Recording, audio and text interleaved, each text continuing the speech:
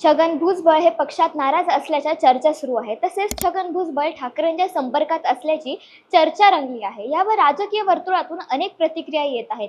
याच पार्श्वभूमीवर आता संजय राऊत यांनी माध्यमांशी बोलताना प्रतिक्रिया दिली आहेत. संजय राऊत म्हणाले की कालपासून या जोरात अफवा चालल्या आहेत की राष्ट्रवादी काँग्रेस अजित पवार गटाचे एक नेते छगनजी भुजबळ हे शिवसेनेच्या वाटेवर आहेत.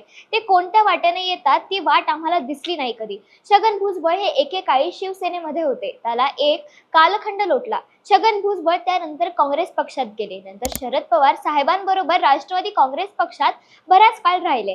सध्या अजित पवार यांच्या नेतृत्वाखाली राष्ट्रवादी काँग्रेस पक्षात ते आहेत.